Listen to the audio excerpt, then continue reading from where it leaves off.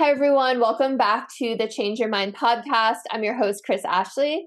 We explore the intersection between personal development, spirituality, and science. And I think we're going to hit on most of those topics today, which is really exciting. We're going to talk all about receptive brain states and the power of the heart and the vagus nerve and just tying all that spirituality back to the body. So it should be a really fun episode. First, a couple of announcements. Head to the links in my show notes. You'll find links to my free masterclass that happens every few weeks, links to free downloads, of course, a link to my book, Change Your Mind to Change Your Reality, ways to work with me, courses, coaching, ways to connect on social media, and of course, ways to connect with my guest as well. Hi, I'm Chris. When I was younger, I went through trauma that caused me to feel broken and lost. But my life changed after I had a spiritual awakening. Since then, I've dedicated my life to studying and learning from masters all around the world that have helped me to create a life of fulfillment and abundance beyond my wildest dreams. Now I'm dedicated to sharing everything I've learned so that you don't have to suffer for decades like I did. I've seen people's lives completely transformed, and I share it all right here. So speaking of my guest, with me I have Kate Graham. And Kate is a shamanic oracle who has done over 4,000 readings and developed the Empath Energetics Intuition Development and Archetypal Self-Healing Program. Trained as a hypnotherapist, yin and restorative yoga teacher, Thai yoga massage practitioner, aromatherapist, reflexologist, and shamanic practitioner, Kate uses her experiences to teach people how to trust their own bodies and hearts. She's also worked on an alpaca farm, lived nomadically in a van, and moved to the Scottish Highlands to pursue managing a retreat center, all in the name of intuition.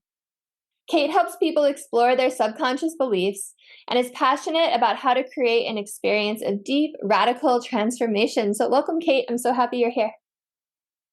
Thank you. It's so nice to be here, and so interesting to hear someone talk about you in the third person. It's always so fascinating to have yourself reflected back to you. Especially when you're like, wow, I've done a lot. Yeah, that's exactly what I was just thinking. I was thinking, wow, I gave her a really long list. I know, it's funny. It's like these bios, they end up in the show notes, but we don't think about people like reading them out loud. Sometimes people give me really long ones, and then I'm like, I'm going to read like a quarter of that out loud. And they're like, I like the alpaca farm, so I had to get that in there. I'm an animal lover. Yeah, I have a hard time keeping that out of my bio as well, because it is quite a unique experience. And I'm also an animal lover. I think most sensitive folks are.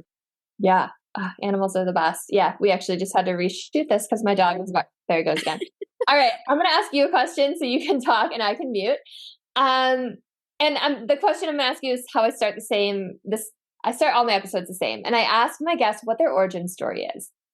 So what led you on this path to get all these amazing credentials in the first place and want to go into this work? Please tell us your story. Yeah, thank you. It is a really interesting story. And for a while, I would always answer it differently depending on who asked me, the context, like which skill did they know that I have, and what was the origin story of that specific skill? When did I decide I wanted to do Thai massage, work compared to shamanic work? And the answer can kind of be different per modality. But the overall one that I say kind of jokingly, but kind of not, is that, I was suffering. And so, of course, when you're suffering, you look for solutions to that healing or to, areas that you're looking to heal anyway. And when I was in college, I had all these psychic dreams. And these dreams, I didn't realize were psychic at the time, even though that had happened my whole life. I sort of would just brush it off a lot. And I kept going to this place in my mind where I was older and I ran this retreat center and there were these goats and things. And I was so peaceful. I was always so relaxed. And it was like this respite from my life, which I personally felt was really stressful. And, no one around me really knew I was what they would call like really high functioning. So no one really knew how I was, devastated I was internally at that time in my life. But these dreams, they kept coming to me and they kept bringing me this like source of happiness. And, I felt really connected to that version of myself. And so I sort of reverse engineered based on a series of psychic dreams. And then over time, obviously enough things have lined up with me following my intuition that this opportunity opened up to office manage a retreat center that I end up doing some of my shamanic work at. And so that's what brought me to the Scottish Highlands. And I would also say, I know this is a long-winded answer, but I would also say, I think my mom, growing up, she had a chronic illness. And when I was in my preteen years, I had seizures. So there was sort of some more serious medical things that had me going, how come we don't have answers for this? When I was really young, and I was really inquisitive. So it really was also, I think, a personal thing of wanting to get the skills that I felt, maybe could help unlock some sense of, higher health for my loved ones and myself as well. Thank you so much for sharing. And, I love that. It's almost like you got a glimpse of the timeline that, like, got a glimpse into another timeline, and then you aligned yourself with that timeline. Like you quantum jumped onto that timeline, which is pretty amazing. Yeah. And now another one, which is even funnier. It's like another 10-year decade is it's just kind of downloading in, and I'm realizing, oh my gosh, I've got another 10 years of the same quantum leaping, but in a new direction. So it feels exactly how you described it. Yeah, that's really, really cool.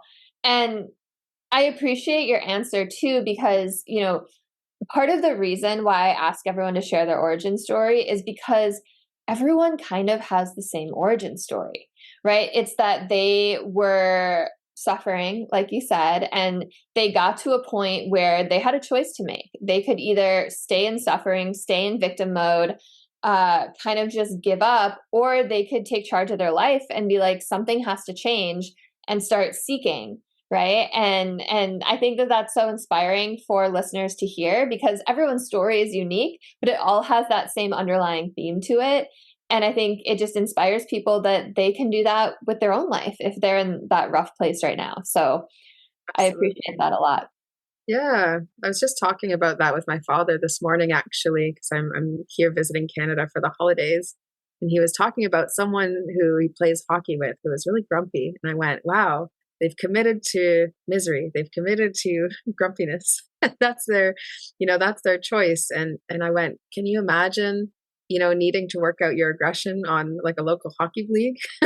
And he went, I really can't. I'm so glad that's not my life. Totally. There's a lot of people who never make that choice. Yeah. Yeah, and it's a choice. It's absolutely a choice. I know people in my own life, family members who have made that choice. And, every time you talk to them, it's just this list of grievances and just negativity, and just like every outlook is negative. And by the way, those people, bad things keep happening to them. It's like one after another after another. And you're like, I just want to shake you, because if you could just step outside of yourself and see that your attitude is bringing so much of this on. Mm-hmm. Invites you to react that way to life. And so then even a situation that's neutral is going to come in and be seemingly chaotic or, misery ridden. And it's really incredible. They really do say neuroception's everything. It's like how that person reacts. So I feel for people too. I feel for, the people who are walking through their life really stressed and reactive to everything, and everything around them feels like it's against them. That's a really high state to live in of maybe needing to be really vigilant or tense, kind of to react to how you see the world being pointed at you, honestly. Absolutely. It's like you have to attack before you're attacked, right? It's like Yeah. always being on guard. And by the way, it's interesting that you said situations that are neutral, because I believe every situation is neutral, right? Everything that happens is neutral. It's like you place meaning on top of it. Absolutely. Absolutely. Yeah. I say that a lot. It's our own reaction to anything that has any importance, because that's how we're going to interpret that information. Then therefore, it changes our decision making. And, bridging into the work that I do, it's all in the subconscious mind. It's like, what causes us to even react that way in the first place? What causes you to believe that, something happening is either good or bad? How do you, like, when does that trace down? Where did that reaction come from? Was it because your mom said that thing was bad when you were 2 years old? You just intook it as straight fact information, right? It's really fascinating to see the loops where these beliefs and understandings of the world even connect, that shape how we then make those choices later on. It's really interesting. Totally. And And it doesn't even have to be like big traumas or anything. It's like you just said, like someone had an opinion, like an adult you grew up around. And especially when you're under the age of 7, you're just downloading information. You're literally a sponge. Mm-hmm. Yeah, and a lot of the memories that I get, people will share with me when we're in these deeper hypnotherapy sessions. A lot of the memories they'll share, it's mind blowing how simple the situation was. Like I had one recently, a client was with a story that when her mom was needing to head out, they were going to some event or something, and she was definitely like under 2, and she needed her diaper changed. And her mom was so frustrated with her because she needed to go somewhere. And how dare you get in the way of, I was just about to leave the door. And, so that could happen to any mom anywhere, any parent anywhere. you know, I need to get out the door. This is irritating. I have to stop and help this child of mine, before I leave when I wasn't planning on. It could happen to anyone. And what she actually took from that on a subconscious level was that her existing was inconvenient to people. And it was such a massive root. And it was such a simple situation. It's not like you're going to go back to your mom and say, you really should have fixed that behavior because, mom didn't mean anything by that. That was just like a moment. It's amazing how incredible, actually, how vast all of the different beliefs then come out of that. If you just understood at 2 years old that you existing and having human functions is kind of inconvenient for others, you're then trying to withhold everything. Now this client has gut issues today. It's like no surprise, that she would be like holding a lot of tension in that area, worrying that it might upset someone, but totally subconscious, totally wasn't known to her before that session. That's wild. And also, as someone who's 8.5 months pregnant, a lot of freaking pressure, right? Just gonna happen. It's okay. You'll mess up, Yeah. and they'll heal through it. Yeah. And then when the kid's like 25, she'll get hypnotherapy and figure out how I screwed up her life. Um, I have a friend who had a similar story. She actually has had a couple similar stories, but she always would tell me, like, I have the worst birthdays. Like every year, like my birthday is like super depressing. Bad things always happen. And I don't know how she came upon the memory finally, if she was like doing some somatic work or something. But when she was like maybe like 11 or 12, they had just gotten back from dinner, her and her family, and they wanted to light the cake. And she was like, okay, I'm going to go change. And they were like, come on, come on. And she was like, okay, I'm changing. And they lit the candles and started singing without her. And she just, and like she kind of came out in the middle of it. And it rooted something in her. I don't know like what the actual belief was, but it was something about like her birthdays weren't important, or that she wasn't the priority. And ever since then she had bad birthdays. And then she had that belief, right? She would say all my birthdays suck, they're always bad. And so of course she would just like keep manifesting that. And hopefully this year it'll change. But yeah, it's wild. It's so That's like the old folk tale, like fairy tale version of a curse. That's like actually what you're doing, right? It's just being like, I am cursed, therefore I am cursed. And so now the rest of my life, this curse is upon me. And so every year, the same time, you expect the curse, you look for the curse. Where's the curse hiding? Oh, I found the curse. It was behind the door the whole time. It's like you're looking for the curse to make it make sense, to make it true. Otherwise, the other things were just bad happenings, and it's difficult to be with those emotions. I spoke about that last year in talking about how it's important for us to be receptive in order to even get clear intuition, to get a clear sense of how things are, so we're not influencing it with all these the beliefs that are coming up.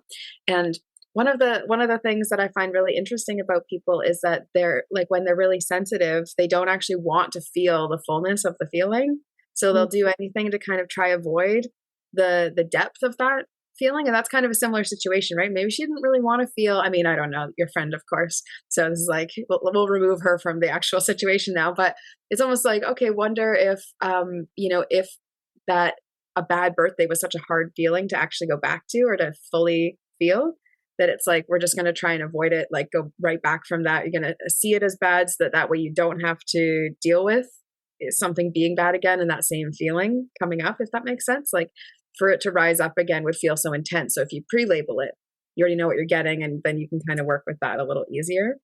That makes sense. Like a defense mechanism. Yeah. It's like most things that we do as defaults are kind of, defense mechanisms, right? We're just trying to live, trying to stay alive. Yeah. It's so fascinating how the human mind works because, like you said, when you actually look at these scenarios, they're so simple and it's so obvious that, her family didn't mean anything by it, or that mother that you were talking about didn't mean anything by it. But it's just mind-blowing how we internalize things and how we form these beliefs around things or try to cope with things. Yeah. It's wild. Yeah, all the creative ways that we work around our pains and things. And again, I think it's really interesting the amount of things people do to avoid feeling fully their feeling, and so then that subconscious belief system gets like really affirmed over time, right? It's amazing how it can get cemented, and then you're grumpy playing hockey at some point in your life. Hopefully not, but Yeah, hopefully not. At least he's taking it out in the hockey puck, right? Not yes, I a guess person. he said that this guy shoved someone, and I went, oh, I wonder where that came from. It was probably his 10-year-old self. Yeah, yeah. So what else do people do to avoid these feelings that you've noticed? I do notice a lot of people, actually, especially in the spiritual world, they like to label something with like something that feels a lot glossier to kind of remove themselves even from the situation. It'll happen kind of, what's like a label someone might use? They might label others. I hear this one a lot actually because of the Empath Energetics program, that people will label someone else as a narcissist and therefore then create this entire like they've got a whole villain in their life now. It's amazing. So then it becomes such a dramatic story. I think coming from the film world, so that's what I studied back in college, and what I first did was working in film. And I see this like dramatic storyline in a lot of healing work as well. It's like someone wants to be the hero, and then what does the hero come with? Also some martyrdom, because oh, no one really gets the hero, right? They have to have that kind of like separation from others. And then heroes have these major villains being like these narcissists, or that like awful awful step parent, or like there's always these like tropes of, or your boss or something. I don't know, they'll just make it to be like a fixation of what a villain kind of in their life looks like. And it in a way it's like choosing to also be disempowered, because the hero, it's like fighting against sometimes forces that they can't even rise up to. I always think about that. What if the hero actually just joined the local comedian, or sorry, not the local comedians, local community? Maybe they need comedians maybe to make people laugh, but it's like, what if they actually join the local community? What if they join the local forces who are like against these evils? It often feels like the hero is just some like rebel on their own. And it feels kind of like an orphany type of archetype actually that they do. I love that you just went there because this is something I talk about on my show a lot and in my work. And I love talking about it with people and hearing people describe it. And I've never heard it described as like the hero's journey, but that's such a fantastic way of putting it because, psychology even tells us that people don't want to admit that they're wrong, right? Like they will do anything to place blame on others where everything that happens was someone else's fault. It was an external event or circumstance or situation. Like they're the victim. And when people stay in this victim mode, like you said, there's perks to it, right? They can be the martyr. They get to avoid feeling guilty. They get to avoid taking accountability or responsibility. Sometimes they get pity, right? Sometimes they get attention, like all of these things. But what they don't get is they don't get to step into their own power, like you said, and like take charge of their own healing. And it's something that I've seen so much in the past few years. So much, especially with social media and everything going on. It almost feels like the world rewards victimhood right now. Yeah, And it's like we bond over the connection of things that are difficult for us, but then it goes to an extreme somewhere. It becomes everyone's identities. So your challenges are who you are, and that doesn't make any sense. On a soul level, it makes no sense. exactly. Yeah. No, I think that that's so well said that it becomes their identity. And Mhm. and then that's really hard to even have a conversation about because then they feel like their identity is being attacked, right? A lot of my work, Chris, is really attacking identities.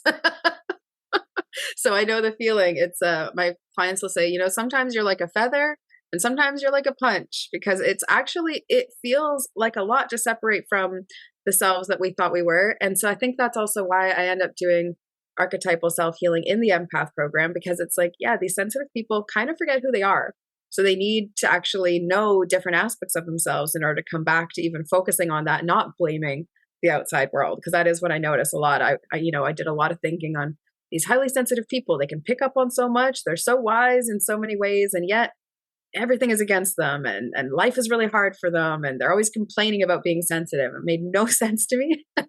And then I started understanding, okay, what is it that they're actually really focused on being their problems? Like, how do they view it kind of themselves? And often it was this kind of pointing at other people, or saying, this is always going to happen to me. I'm just built this way, therefore that. And so then when we do this archetypal work, we do shadow work first to get out the gate and really look at, hey, what are these things maybe that you're not quite admitting to the fullest of yourself that are challenges. And then the light work, you have to clear even deeper shadows. The light work itself to actually lighten up in life, to really get up to any more energy and to be more of yourself. You've got to deal with those things that were unknown and holding you back, because otherwise you would have already cleared them. Because why wouldn't you just want to feel better and want to feel lighter? But we really don't know the stuff that actually holds us back from the light. That's, to me, such a darker shadow than people talk about. And then after that, it's legacy work, because again, it's also too about like the impact we have on others. And I think if you're just so busy pointing fingers at what's outside of you, and you don't take that journey inward, your own heroic journey, like back to yourself, then you're always going to be looking out for the villain and be like, where's he hiding? What's he up to next? And it's like, man, what? Like, that's not really a way to live a life. Like, do heroes retire? Do they get to put their feet up at some point in life and enjoy this safe world that they've contributed to, Yeah, very interesting. Yeah, and I like that you were talking about the shadow work within the light, because it goes back to what your story, like that woman probably didn't remember what happened when she was 2 years old, right? Like we don't. Yeah, there's no way. So it's like we have to do that work and work with someone like you to figure out what's even there, right? Otherwise, it's just not on the conscious level. And then also to talk about the villain thing and pointing fingers, like everyone's really a reflection of you anyway. Yeah. So, like these people are showing up in your life, if you have quote unquote villains, to show you something, to teach you something, to give you a mirror back to an unhealed aspect of yourself. So, life is really happening for us. We're not victims of anything. Yeah, and it's amazing to me actually when people get so far away from their human heart that they struggle to actually feel sympathy or empathy or compassion for their villains as well. Like, that's something that I always found really fascinating, is when some offense or atrocity may come my way in life, as it happens, people hurt us in life. I would often be like just immediately trying to understand how that person could even come to that place to hurt me, that I was, not even really tending to my own feelings. I was like, wow, why is that person really acting out? Someone should give them a hug. Not me, maybe, but someone should give them a hug. And I would try and think on, I wonder what they lacked in their childhood, or blah, blah, blah. And really, it's still not serving myself, because then there's also my feelings at the end of the day even. So there is also a balance, because I'll see some people with that imbalance who will come in so sensitive to everyone else's issues. They actually don't even have an awareness of where they're at in their own feelings. So we were talking about that before, is like, what's even the point of all these things, these receptive states? It all brings you back to the body, because that's actually such a wise meter for how you're reacting to anything, how you're dealing with anything that comes your way. Yeah, absolutely. And I just want to echo what you're saying. Like, when people are lashing out at you or causing you pain, like they're usually coming from a place of their own pain and fear. And it usually has nothing to do with you, right? Absolutely. Yeah. Okay, so, talk to me about bringing it back to the body. You just said the body is a great meter. I'd love to hear more about that. Yeah, it's such a fascinating thing with the way the world went for a few years there with the pandy. Because before that I was doing in-person body healing, right? So my laundry list of Thai massage and aromatherapy and reflexology and all these things I had this beautiful little in-person healing space that I was like less than a year into business, but I'd been serving out of my living room before, so I was like just really working with people and wanting to give back in that way. And what I noticed when I was working with people is that they'd want to talk to me, and I went, oh, I'm not really trained to talk, I've just got all these other skills. But as I was working on someone, I might be working on their foot and a song would kind of start coming into my head, or I'd be working on their heart and I'd really feel something that had gone on for them emotionally, maybe years prior. And if I would describe it a little bit, they would really see themselves in what I was saying. And it really shocked me because it was so not logical. And I come from being in like gifted programs and trying to be quite analytical about everything. And it really was like, ooh, I don't have any reason to believe this, exists. But this thing kept happening, and people, they'd see me for 2 hours and they'd want at least half an hour of that to be us just talking and connecting. And it wasn't, any of these trainings that I was certified for. Then the pandemic hit, and I went, I've got to move everything online. I can't touch anyone anymore. I can't do this hands-on work. And so I started actually just intuiting and reading into what was going on for people. And as actually, it's so fascinating how it's worked really in the timing of my life and career. I think it's given me a really unique lens on things because I built that empath program, was able to learn so much more about the subtle realms, the energy. And then now being able to work with people again, I'm realizing how it all draws back to that place. And that actually, if I'm talking to someone over Zoom doing this empath work, but they're so stressed out and they're so distracted with what's going on in their life. And, I'll have like people's kids will come in and be like, oh, I want to show you this toy like in the middle of a session or something.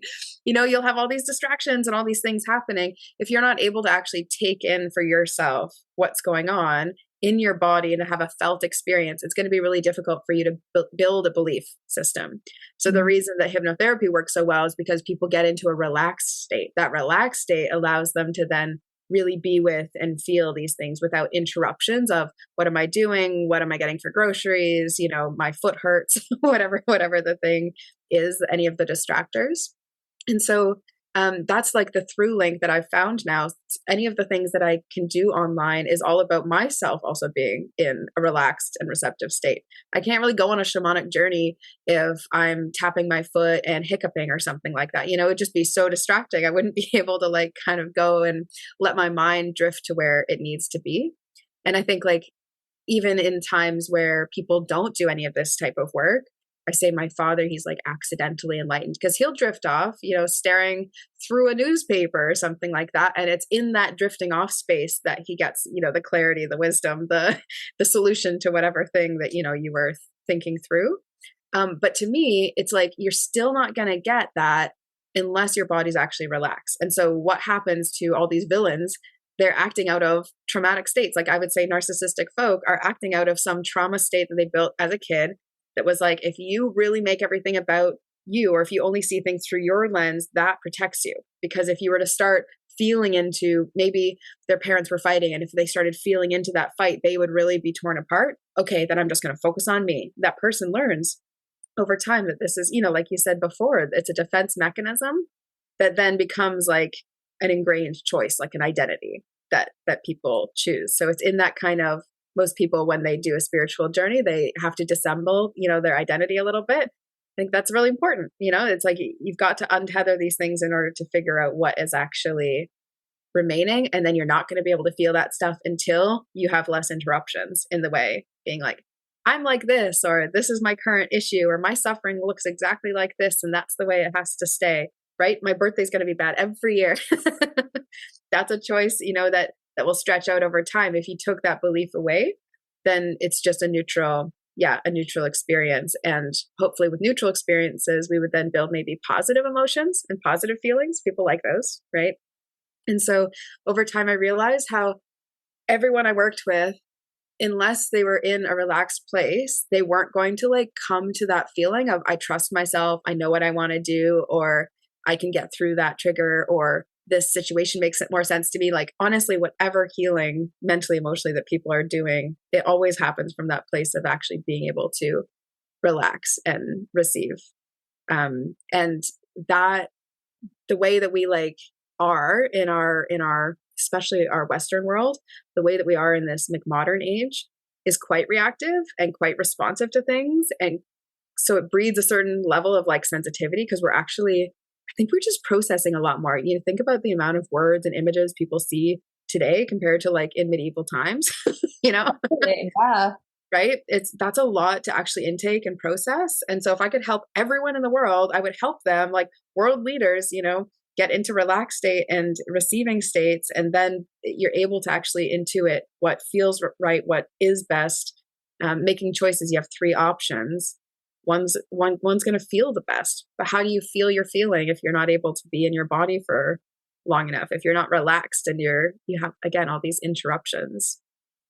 Yeah, and that makes absolute total sense, especially when we're talking about tapping into our intuition and reprogramming our subconscious and all of those things. Like there's so much noise happening, right? And unless you get quiet, like how could you possibly hear what's really going on? And Exactly. also while you're talking, it just made me think about how like we're born perfect, right?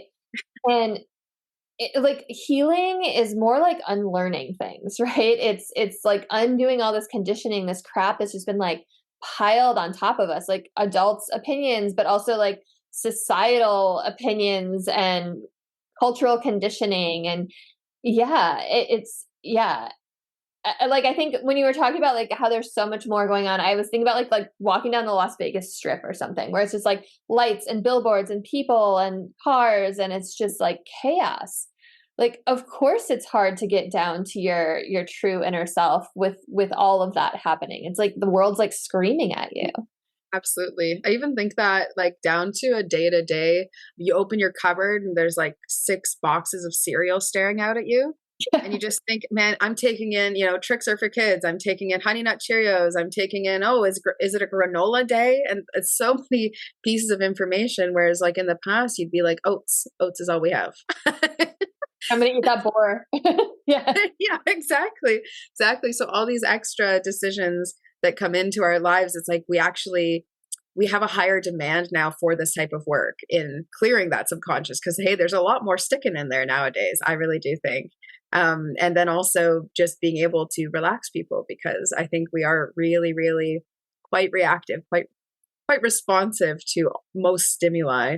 And it's not serving us collectively, globally, for sure. It's very distracting, like you said, you know, we don't Yeah. need more distractions. Yeah, absolutely. So, like you said, this all links back to receptivity and brain states and getting into that place where our nervous system can calm down. And then we get to tap into these higher states of enlightenment and intuition and even genius, right? So, talk to me a little bit more about like the science behind intuition and genius. And I know you also teach about like the vagus nerve and stuff like that, which also has to do with calming the nervous system. So, I love to geek out on the science side as well. Absolutely. Yeah. So I like to geek out on like the story and the myth and the, you know, the psychological frameworks. And then I love also to geek out on the actual scientific, you know, the brain itself, how our nervous system works. When I first learned about heart mind, you know, heart brain coherence and also the idea of like energy transference that, hey, when someone hugs me, we are actually doing a little energetic exchange and how sweet that is. And how, you know, you hug someone who feels really calm and you end up taking that in. And that idea of co-regulation, it came up so much when I was doing Thai massage because I would feel like I was helping someone actually just unwind by sitting there in one hand on their back. You know, you really didn't need even more than that. That's why this, you know, compassionate touch has become a thing because it's as simple as just the transferring of your peaceful energy of your nervous system to theirs. You think, oh, if you had a really stressed out mother and you're a baby and they're like, you know, walking and rocking you, but they're really stressing about taxes or something, you're going to feel that compared to someone who's just like, wow, what a sweet baby I'm holding. It's just such a different energy. We Yeah. take it in differently. The vagus nerve, when that first came up into my awareness, I was really, really so excited that it was, you know, to me, whenever I was reading about it, it felt like it was like a light switch on or off of this nervous system that we're trying to, you know, disengage, which is so reactive to everything. And to have an off switch for that and to tell people it's as simple as getting a hug or humming, you know, gargling. I don't know if you know this, but gargling water is like one way to stimulate and activate the vagus nerve into a state of relaxation. because I it would didn't be, know that. I yeah, know it'd a be lot really about hard like to do that if you're stressed, right? You can't gargle water if you're stressed feminine. because you'd be choking. Yeah. Yeah, yeah, totally Yeah. makes sense. Like your body has to go from panic mode to like digestive or whatever. Yeah. Yeah, yeah, exactly. And you have to be like relaxed enough to also like not just drink the water. It's a funny paradigm. Humming, like low humming, which is really interesting. I love to sing all the time, so it gave me permission to be like, I'm just activating my vagus nerve. Yeah. That was so fascinating to me because we realize how many receptor points that are major there are in the body versus just the brain as far as these electrical signals and nerve signals go. Nerve and electricity, like the combination between those two things is really endlessly fascinating for me. So I love thinking of the body as a machine. And when Mhm. I had seizures when I was a kid, they would be absent seizures. So my brain would sort of check out. And it was almost like my computer system inside my brain, it was like doing a refresh. It was like shutting down. And then, you could see something on the screen and come back up. And we're like, okay, where are we? Okay, we've got some of these same windows open. That's cool. And just try to, put everything together. When I realized the vagus nerve, if I had had these tools when I was a kid, I really wonder, would I have stressed out enough that it would even have caused a seizure? Or could I have actually like stopped that engagement of activity every time? So cool to me. Any vagus nerve technique, I think, really opens up your ability to release that nervous system buzz, that distraction, that we were talking about. Yeah. Yeah, absolutely. So wait, okay, what kind of okay, you had the absent-minded seizures. You just piqued my Yeah. interest because I know a couple people who have those types of seizures. Yeah. So so do you think it has to they're brought on by stress? Is that what you're saying? So yeah, so when I was younger, that was what I was told about mine. So I had girls were bullying me at school. Girls were really like harsh to me, and I was really stressed out. We'd moved cities like a really decent distance, maybe like a couple years before that, and then it's preteen times, right? So you have hormonal shifts and stuff like that, and it Yeah. is more common for females at that age to also develop that type of seizure. So it is very much stress related. And she gave me actually my doctor at the time. She gave me this book that Mean Girls was based off of. And I don't know if you know this, but Mean Girls, the fictional movie, was based off a nonfiction book about like high school cliques and things like this. And so at this young age, yeah, it's so crazy. I didn't know this either. But it's really interesting. It was like where different people sit, and it was trying to help me like understand social dynamics and why people might be acting the way that they were, peers around me. But it was really interesting. It would happen way more often if there was a lot of stress going on. My brain would sort of just leave this world. And nowadays, that's my work, is helping people leave that like super conscious state of mind and just go. So I joke now with my shamanic friends that was just me going to the non-ordinary realm. I just didn't come back with anything. I just didn't know I'd left. Yeah. It's come full circle too. Yeah, and it's common. I've met a few people who have these types of seizures as well, and it is really common for them to have shamanic experiences or spiritual experiences. And at that time, at that age, I was actually doing a lot of religious exploration, trying to understand what were my beliefs at that point. And it was all a solo journey. No adults around me really knew what I was doing. I was questioning a lot and trying to figure out, how is it that I feel connected to divine and things. And so it's not surprising at all that I would develop some sort of extra tension overworking in my crown, in my third eye. This is the area that I was really working on healing. I was really, really active. Yeah, that's really Yeah, fascinating. That's super, super exactly. fascinating. Now you know why I'm so fascinated by the nervous system. Yeah. From an early age, I was like, how is this happening? Am I short circuiting? Yeah. You're like, my computer's rebooting. What's going on?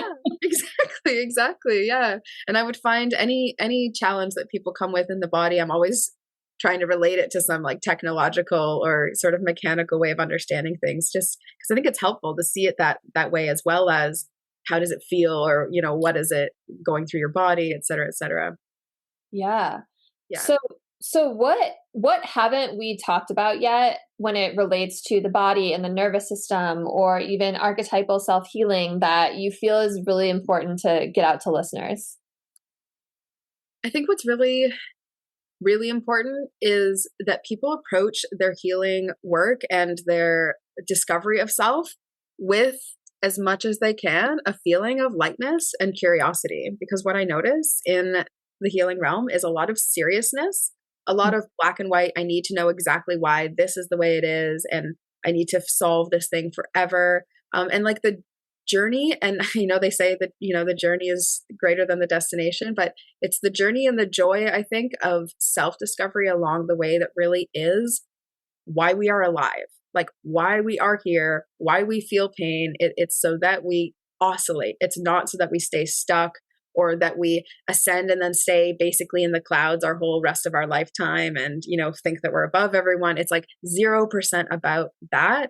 And I see a lot of that in the spiritual world and online, and it keeps people running at a really like high anxious frequency, because it's like you're always trying to be something that's outside of yourself.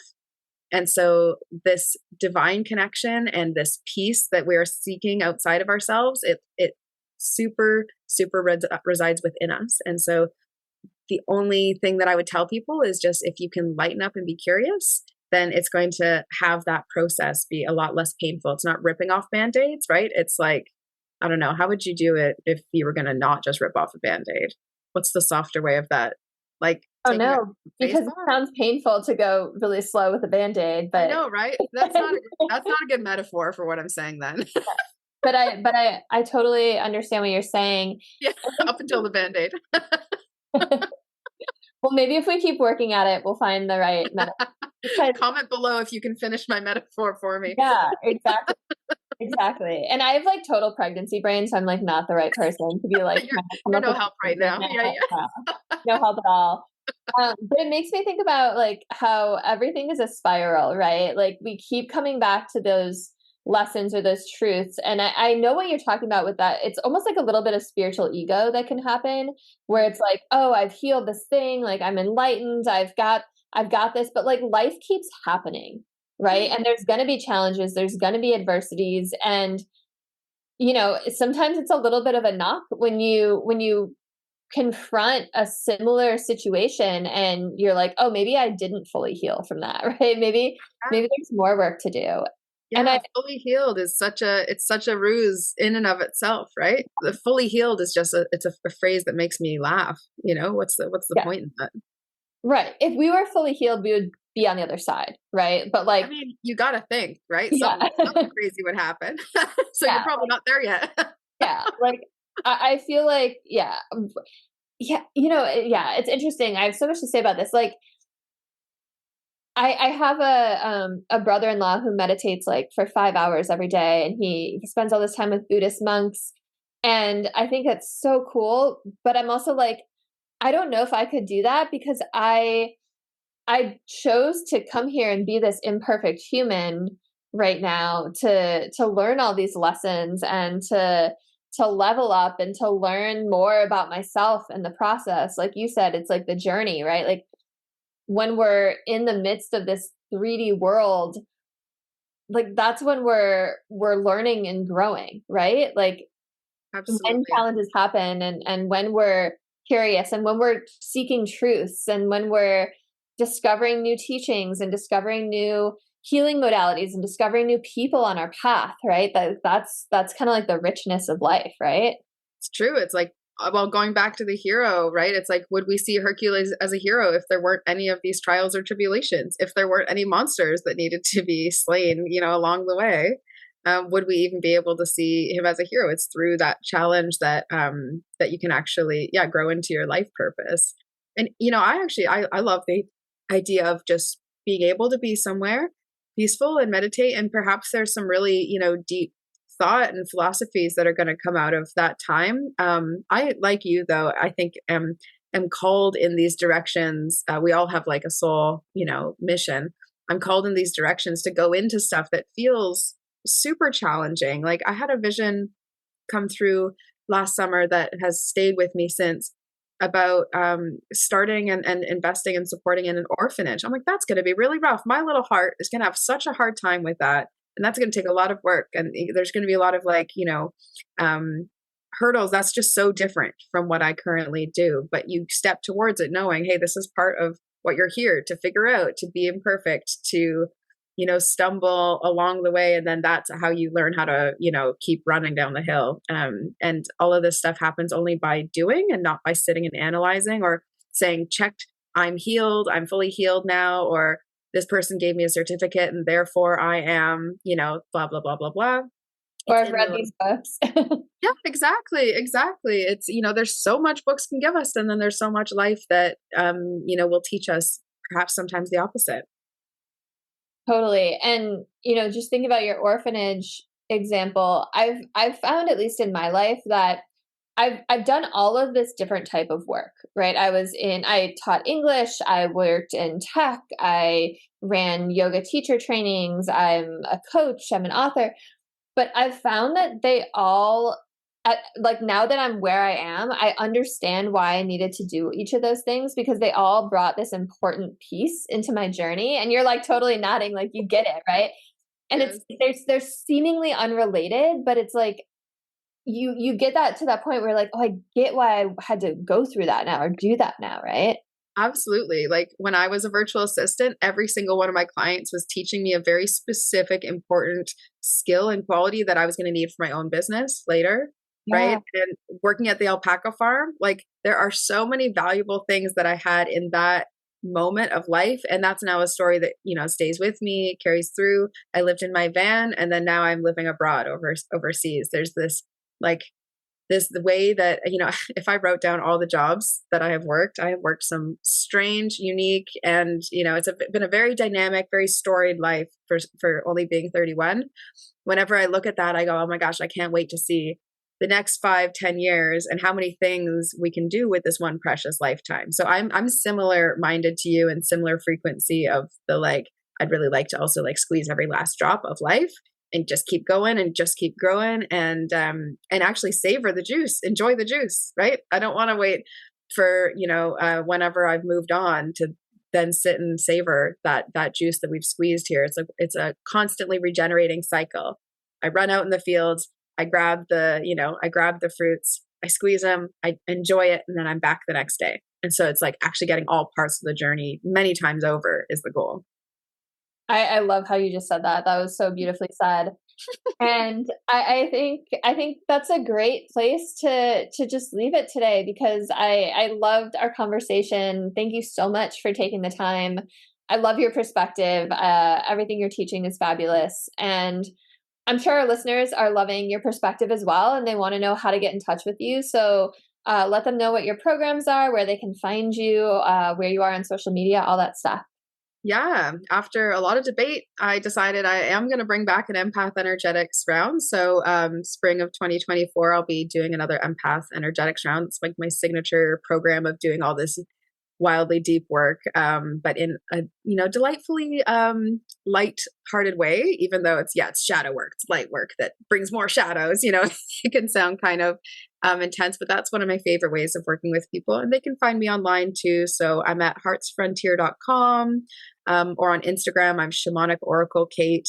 And I'll be doing lots of art this year. It's something we didn't even touch on, because there, isn't enough time in any one podcast, truly. But I'm releasing an album of my ancestral pilgrimage story this year. That's my ancestors' poems I've made into songs. So it's a lot more of like the shamanic coming home to self journey. So yeah, lots of ways to interact with me. I'm on YouTube as well, so I'm sure we'll share the links and things below. So yeah, Kate Graham, Hearts Frontier. Ophelia Goodness is my artwork side of myself. And yeah, I was really, really enjoying our conversation as well. And if anyone from your sphere, we want to talk again, I'm happy to do so. So thank you so much for having me. Absolutely. And yes, all of those links will be in the show notes. So if someone didn't get a chance to write them down as they're listening, you can always go back. And Kate's amazing. So go work with her. She's in the Scottish Highlands and has lived on an alpaca farm. I mean, come on. Who knows where I'll be? If we do a session, who knows where I'll be in time. But my clients are fairly used to me popping up anywhere now. That's awesome. I love it. And yeah, if you resonated with this episode, please like, comment, subscribe, share it with someone you think could use it, and be part of the community. And I'll see you all in the next episode. Have a beautiful rest of your day.